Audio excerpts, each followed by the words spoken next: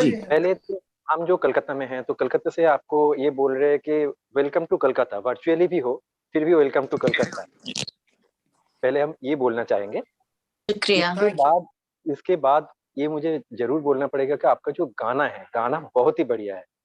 एक एक soulful music जो है, तो सुनने में मजा आ रहा है, तो सबको देखने में और सुनने में बहुत मजा आएगा, तो ये बहुत अच्छा है।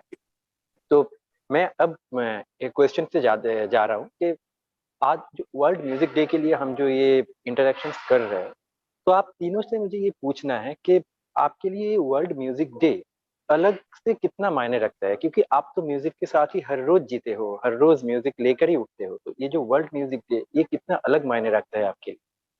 तीनों से मेरे ख्याल से बर्थडे के हिसाब से होता है, जीते आप हर दिन है, लेकिन बर्थडे के दिन आप उसको और सेलिब्रेट करते हैं अपनी जिंदगी को। तो बीइंग म्यूजिशियन हम लोग हर रोज अपने आप को एंजॉय करते हैं म्यूजिक से, लेकिन ये वर्ल्ड म्यूजिक डे को हम इसका एक म्यूजिकल बर्थडे मानते हैं, और हम लोग इस दिन बड़े खुश होते हैं कि दुनिया इस दिन को मना रही है और जो हम लोग काम करते हैं उसको सेलिब्रेट कर रही है। Absolutely. और अमृता आपके लिए? आई थिंक म्यूजिक, जैसे आपने कहा, इतनी अहमियत रखता है हम सबकी जिंदगी में. It plays a very important role, and World Music Day is basically an excuse to remind you to let the music play on and to celebrate it. And it's amazing that music there is a day where all the artists are appreciated on this day. It's music is appreciated globally, so it's nice that it's being acknowledged. And like you said, every day is anyway, music is a very important part of all our lives. And ji.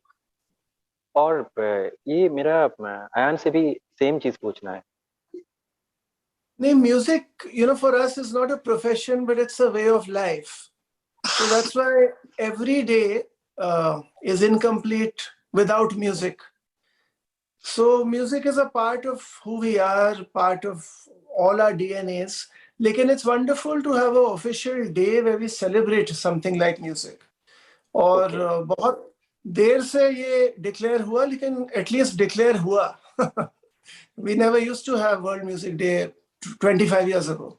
So I'm happy that we are living in a time when we could declare a day for music.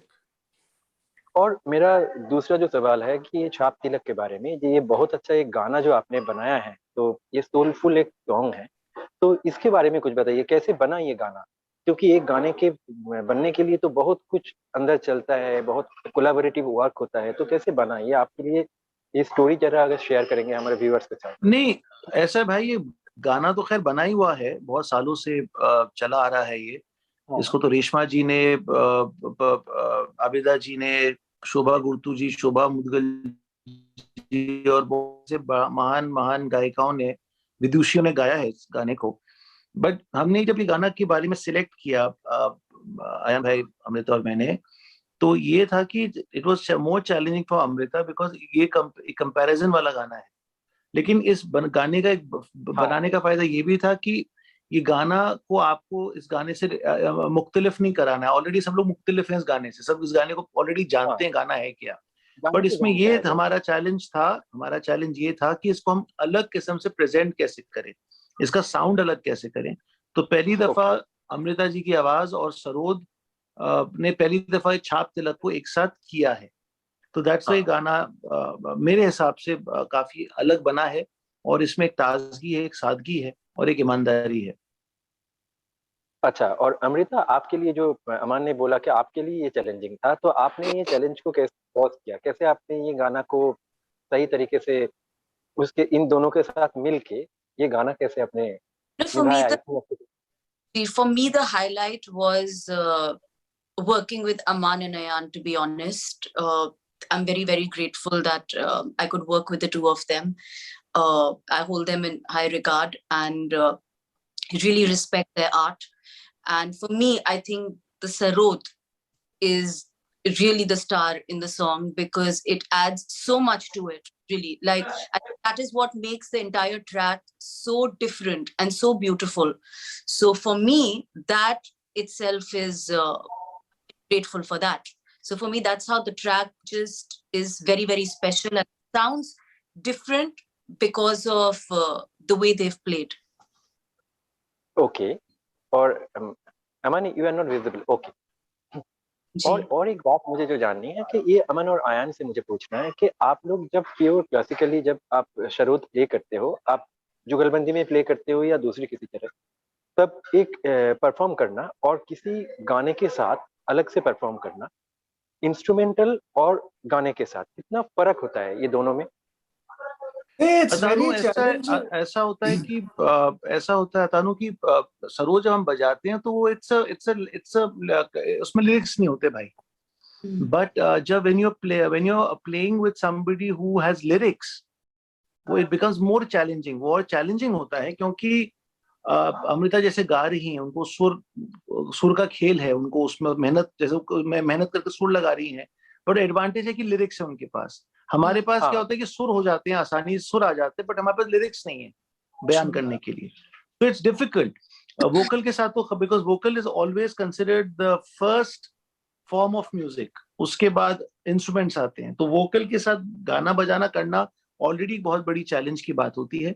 और जब अयान भाई और मैं duet बजाते हैं तो वो तो फिर उसमें लिरिक्स होते नहीं है, वो तो फिर एक it's a different language. Sorry Aayan, आप कुछ कह रहे थे भाई, sorry I cut you. No, I think you summed it up. It's a very big challenge. हमारे वालिद साहब, पिताजी ने बहुत साल पहले, with Suchitra Mitra ji, he had recorded Rabindra Sangeet. That was also it was very challenging. You see, because sarod is an instrument which, like sitar, guitar, it doesn't have frets.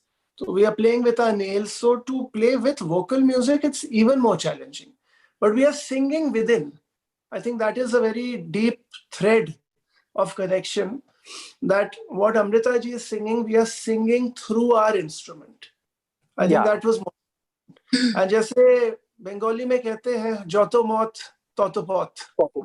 या और अमृता, आपसे मुझे ये पूछना है कि जैसे आपका जो हिट गाने हैं, या जस्टील या कैरेक्टर ढीला जैसा गाना, तो जो आदमी नाचना शुरू करते हैं, कोई भी पब में, डांस बार में नाचने लगते हैं आपके गाने से, और ये जो गाना है, इसका जो मूड है एकदम अलग है। तो ये इसके लिए अमृता को खुद को कितना बदलना पड़ा as a singer?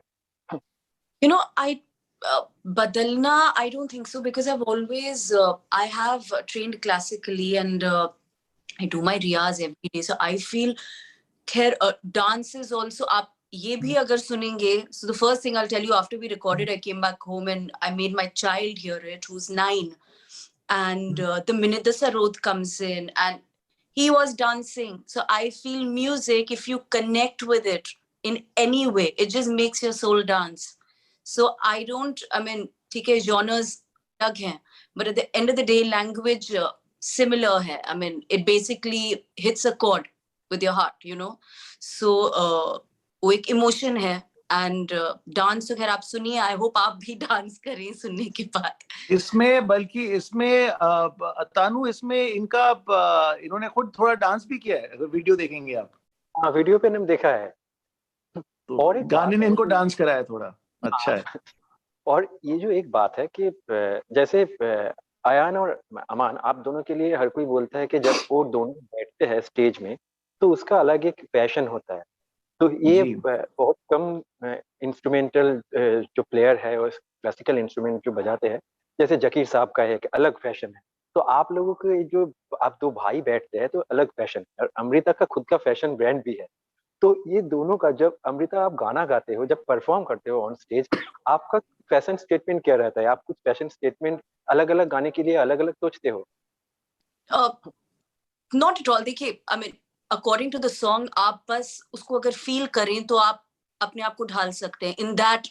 I feel every artist, they express themselves through what they are given, right? So if it's a song like right now, I have dubbed singles, and I'm really grateful that they're all very different. There's a fast track, there is a slow track, there is this, which is a Sufi genre. So I think once you sit and you connect with what you have in hand, you can give in your 100% and try and do justice to it, So वो ढालने की बात यही है, because I listen to a lot of different kind of music. I like Sufi music, I listen to qawwalis, I listen to pop music, I love hip hop, And so I think when you listen to so much, that always helps you take in something from everywhere. So that always helps. और अयान और अमान दोनों से आपसे दोनों से ये प्रश्न है कि आपने दोनों एक रियलिटी शो भी होस्ट किया है, तो आपको क्या लगता है कि इंडिया में जैसे रियलिटी शो ज्यादातर होता है म्यूजिक के लिए, मतलब गाने के लिए और डांस के लिए, इससे ज्यादा कोई रियलिटी शो होता नहीं, इसलिए हमारे देश में बहुत सारा जो क्लासिकल इंस्ट्रूमेंट बजाने वाले जो आर्टिस्ट है वो दिन ब दिन कमते जा रहा है, ज्यादा आर्टिस्ट को ज्यादा वो एक्सपोजर नहीं मिल रहा है। आपको क्या लगता है कि ऐसा भी कोई एक रियलिटी शो करना चाहिए कि जिसमें हम ये क्लासिकल जो इंस्ट्रूमेंट बजाते हैं उसके लिए कोई रियलिटी शो होना चाहिए कि और इंडस्ट्री को और भी क्लासिकल में आर्टिस्ट इंस्ट्रूमेंट जो बजाते हैं उसको मिलेंगे? देखिए, रियलिटी शो क्या है, बेसिकली इट इज इकोनॉमिक्स। या कोई घाटा करने तो बैठेगा नहीं अपना। और जब गाना आप गाते हैं या जब डांस आप करते हैं उसमें एंटरटेनमेंट फैक्टर बहुत ज्यादा होता है। जो इंसान बेचारा शाम को जो कुली ट्रेन स्टेशन में सूटकेस उठा रहा है उसको राग मालकोस तो नहीं समझ आएगा, और उसको ये जरूर समझ आएगा कि लड़की गई मैंने सीटी मारा तो मैं क्या करूं, उसको ज्यादा समझ आएगा, उसमें लिरिक्स है। ये डांस देखेगा तो उसको मजा आएगा। तो वो जो अवाम है हिंदुस्तान की, उसको इंटरटेनमेंट उसमें अच्छा लगता है। कोई डांस कर रहा है, कोई गा रहा है, और गाना नॉट ओनली फॉर गाना, उसमें लिरिक्स है, कहानी है, तो वो कहानी समझ रहा है। वो कभी तो नजर मिलाओ, कभी तो करीब आओ, कुछ कुछ होता है, ये दीज आर वर्ड्स, उस पे गाना आता है। इंस्ट्रूमेंटल म्यूजिक का एक अपना एक नीश मार्केट है। वो इनफैक्ट आप इंस्ट्रूमेंटल म्यूजिक को कंपेयर नहीं कर सकते जैसे आप गाने को कर सकते हो, बिकॉज एक ही गाने को 10 लोग गाएंगे एक ही शब्द, तो उसमें कंपैरिजन आप आराम से कर सकते हो कान से। डांस में आप देख सकते हो, बट इंस्ट्रूमेंटल म्यूजिक में जब आप एक राग यमन लोगे, चाहे किसी ने भी कैसे बजाया, आप उसमें जजमेंट देना बड़ा मुश्किल पड़ जाएगा, और वो कॉमन मार्केट का काम नहीं है, तो उसमें कोई इकोनॉमिक्स नहीं बैठता। एक्चुअली लोगों ने कोशिश किया है, कामयाब नहीं है। It's like cricket and chess. It's like cricket and chess, you see. Chess की अपनी दुनिया है, क्रिकेट की अपनी दुनिया है, ये one can't replace the other. तो इसलिए, लेकिन but I must tell you, आज इतना टैलेंट है क्लासिकल वर्ल्ड में, so many young tabla players, sitar players, sarod player. I don't think 40 years ago there were so many performing artists. And so there's a boom because there's so much content available on social media, on YouTube, of the research. And also Atanu, let me tell you that अब गुरु की जरूरत ही नहीं किसी को। YouTube में आप YouTube को गुरु बनाकर सीख लो। YouTube घराना। बहुत सारे जो क्लासिकल म्यूजिशियन वो अब फिल्म का म्यूजिक बना रहे हैं, जैसे बहुत दिनों से शिव हरी बनाया है यहाँ पर कलकत्ता में। आपका जो पिताजी है उसने भी, हमने यहाँ पर देखा है कि विक्रम दा ने म्यूजिक किया, विक्रम दा के म्यूजिक पे उसने बजाया भी कलकत्ता में आके गाना का कदमबरी फिल्म में उन्हें बजाया भी। तो ये जो विक्रम घोष है, ये प्योर क्लासिकल इंस्ट्रूमेंटलिस्ट, इसने बहुत सारे म्यूजिक कंपोज किया है बहुत सारे फिल्म के लिए।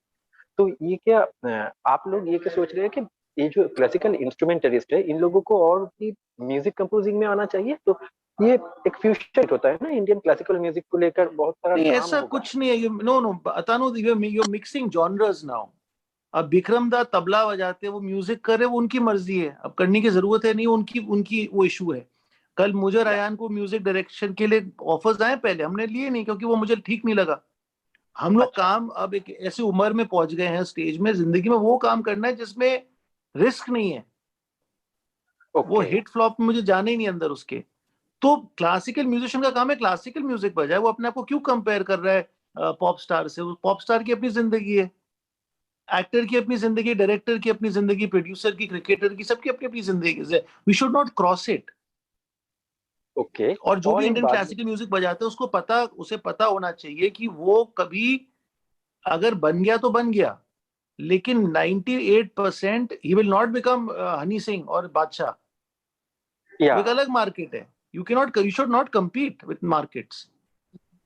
और आप तीनों से मुझे ये पूछना है कि आप जैसे इंडिया में भी परफॉर्म करते हो, बहुत आप अब्रॉड में भी परफॉर्म करते हो, ये जो ऑडियंस जो है, ऑडियंस का जो फीडबैक है, तो ये कितना अलग मिलता है? इंडियन ऑडियंस जो क्लासिकल म्यूजिक पे जो रिएक्ट करते हैं, फीडबैक आपको मिलता है, बाहर के जो ऑडियंस है, आप लोग ज्यादातर बाहर के प्रोग्राम करते हैं, जैसे ये जो आप बाहर पे प्रोग्राम करते हैं, इसका ऑडियंस का जो फीडबैक है ये कितना अलग होता है इंडियन ऑडियंस से? ये तीनों से पूछना है। I think every region has a different way of expressing themselves. अब कलकत्ते में, बॉम्बे में अगर कोई फ्रंट रो में बैठा है, वो सुभान अल्लाह बोले, क्या बात है बोले. Now in the West, they might give a standing ovation the moment an artist even walks in sometimes. So that's their way of expressing themselves. तो हर जगह की एनर्जी अलग होती है, वाइब्रेशन अलग होता है. यूएसए का अलग वाइब्रेशन है, यूरोप का अलग है. Within India, Maharashtra, Bengal, North, South, it has a different vibration. So but it's very inspiring everywhere. But it's a different vibration. Okay, और अमन आपके लिए क्या, आपको भी सेम लगता है ये? देखिए, इंसान तो वही है, आदमी औरत जो इंडिया में आते हैं वहां पर भी वही आते हैं, लेकिन वही उनका कल्चर अलग है. वो क्लैप करके अपना वो जाहिर करते हैं. यहाँ पे सुभान अल्लाह, वाह वाह क्या बात है, बहुत अच्छे, एक बार फिर से करिए, वो वही. बट ये कि टू बी ऑनेस्ट, डिसिप्लिन वहां ज्यादा है. मैं जो ईमानदारी की बात है कि जब प्रोग्राम हो रहा है तो चुपचाप बैठे हैं, सुन रहे हैं, चाहे अच्छा बजा रहे बुरा बजा रहे, वो बैठकर सुनेगा पूरा आपका. यहाँ पे जज्बाती लोग हैं हम लोग. अच्छा नहीं लगा तो उठकर चले गए, अच्छा नहीं लगा तो बातचीत करने लग गए साथ में एक दूसरे के साथ. तो we all lack little bit of discipline, जो उनका डिसिप्लिन फैक्टर थोड़ा ज्यादा है मेरे हिसाब से, ऑनेस्टली. बहुत बार तो आर्टिस्ट स्टेज में मोबाइल बंद करना भूल जाते हैं आजकल. और अमृता, आपके लिए कैसा, आपका? Honestly, I'm not started performing live yet, so I think Aman and Ayan would After 1 year, you can ask her the same question. By that time, she'll be done more than like 100 concerts, God willing. इंशाल्लाह. कुछ काम में आप तीनों को एक साथ देख पाएंगे, हम लोग देख पाएंगे या We are planning on doing songs like this now. जो पुराने गाने चले आ रहे हैं, actually we want to make it into a brand where we are addressing those songs in our own way. मेरे ख्याल से. ओके, और ऐसा कुछ गाने के बारे में बता सकते हैं, कौन सा गाना आप चूज कर रहे हैं, ऐसा अब तक आपने चूज नहीं किया है ऐसा कुछ?